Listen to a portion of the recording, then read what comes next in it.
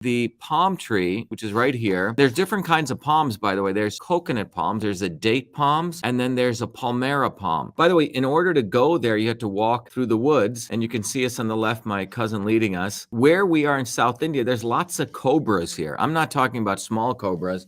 I'm talking about king cobras. And Michelle was walking around, and she really didn't have that sensibility, so I had to keep yelling at her, be careful, you have to walk on these paths. And then anyway, we came across this family. She's the wife, and they live in these small huts where they live during the month of January and June. The 6 months is when they have to really farm the palm tree. Sorry, it's a little bit rotated. And then here is the family on the right.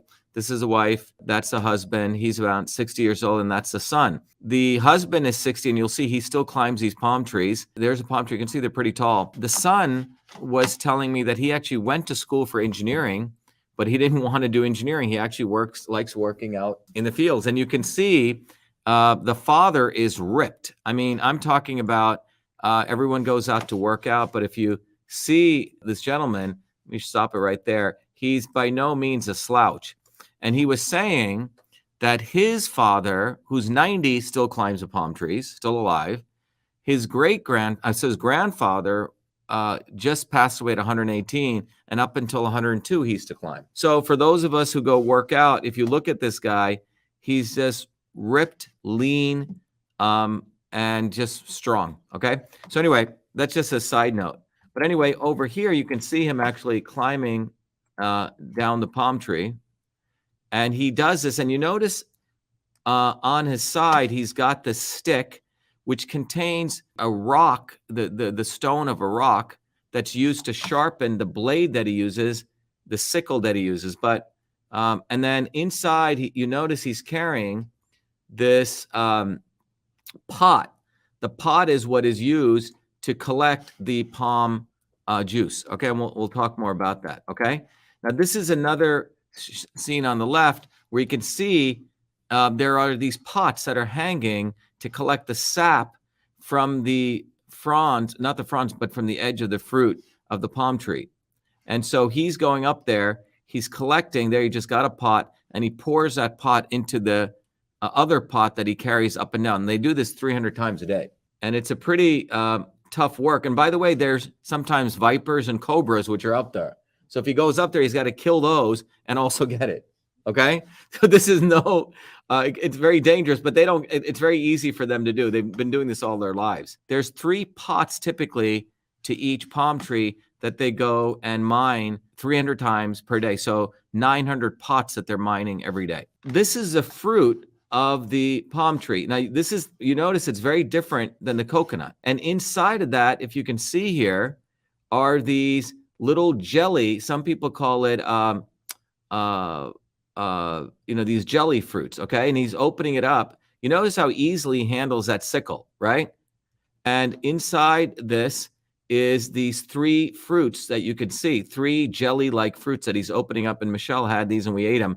And there you can see, and you just eat them with your hand. And I think we're going to see Michelle eat. Let's see if she eats them here. There she is. Right. So there it is. So that fruit is a jelly-like fruit, amazing for the gut, amazing food that people have in the morning. And there she's eating them, and you just scoop it right in there. You put your finger in, and you just pop it right out. It's this jelly-like fruit that comes out that she's eating. And these fruits all hang on a stem. The stem is what is broken to collect the palm juice. So there we go. Okay. There's me eating it right here. There's a sun, etc.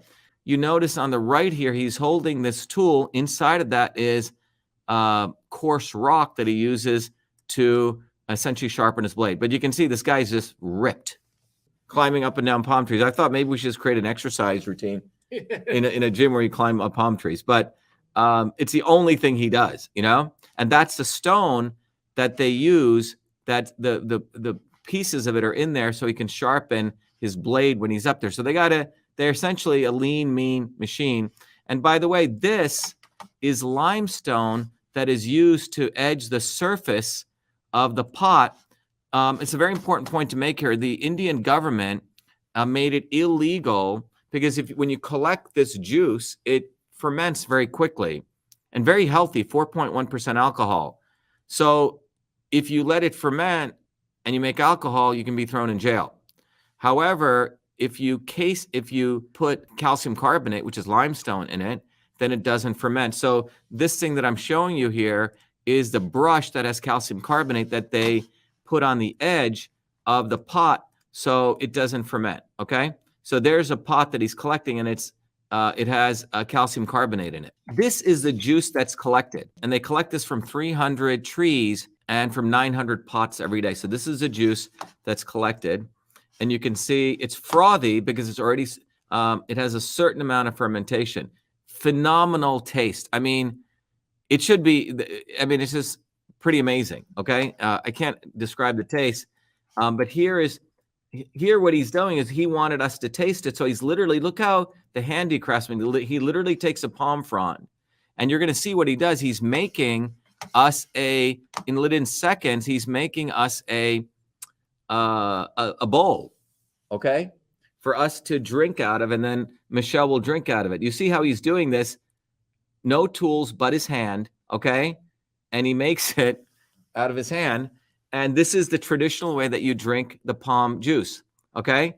And in that little bowl, he's going to place the palm juice so we can have some of it, okay? So he gives that to Michelle, and I think so he makes another one here for me, and there you can see he's making it. And then this is we went over the palm fruit here.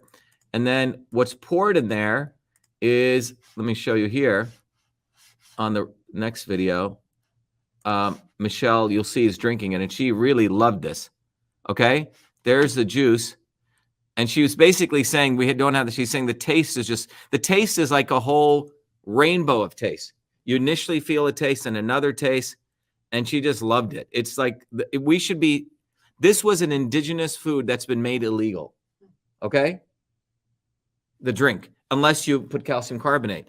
Amazing health, 4.1% alcohol. And what's really, in many ways, unfortunate is the Indian government lets you import in scotch and all sorts of very hard liquors, which have 60, 80% alcohol. But this is actually a food that they do not allow to be imported, okay? They should export that. Yeah, they should export that. Exactly. So John was saying.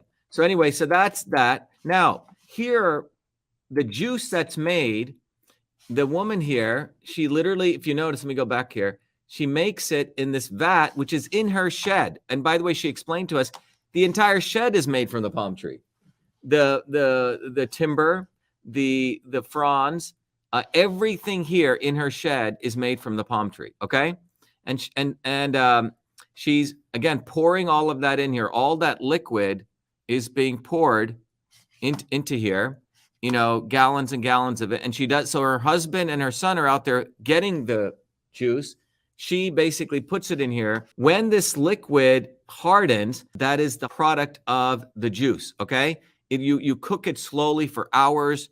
She said about 3 hours, and it hardens. And then she puts it in these, again, they get the coconut, right? So everything is sustainable here. The entire house is sustainable.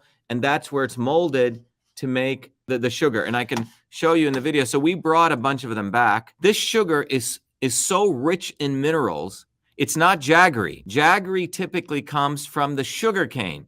And then they add brown crap into it to make it look like this. This is the original stuff. Jaggery, if you go to the Indian stores, that comes from sugar cane, which is a very high glycemic index. Brown sugar is up to 81. This is 40 glycemic index, below spaghetti. And it's mineral rich. You can add this to your tea, your coffee, etc. Now, when she was making it, she said, you know, if you have ginger and other herbs, you can put it into it. One of the projects we're doing at Cytosolve is actually analyzing this. And what's interesting about the palm trees, the roots of the palm tree are literally like straws. They literally soak up all the minerals. You know, you get the fruit, you get the wood, you get the burlap that you can make of it. And I'll show you some pictures of that. She basically, you know, makes all of this, and she gave us a bunch of them. They sell this for 250 rupees per kilo. 250 rupees is about $3. You have 12 of these in about a kilo. So one of these is 25 cents. That's what they sell. And then they ship it, and then someone takes it, a distributor, and then they put it up on Amazon. Then Amazon takes their charges. So by the time it comes to you, this is probably 10 times more. So we're thinking of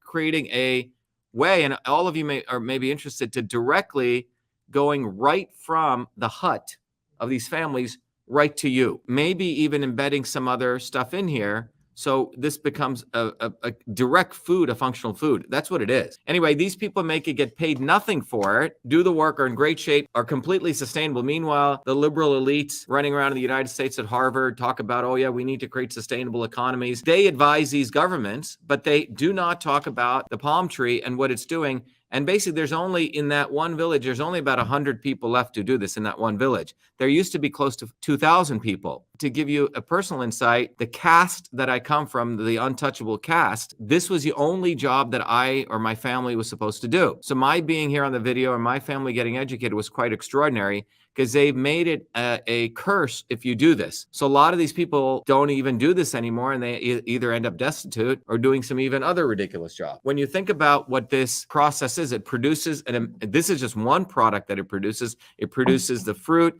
it produces, and I'm going to show you other things it makes. But these people are literally being put out of work. Meanwhile, the elites talk about sustainability.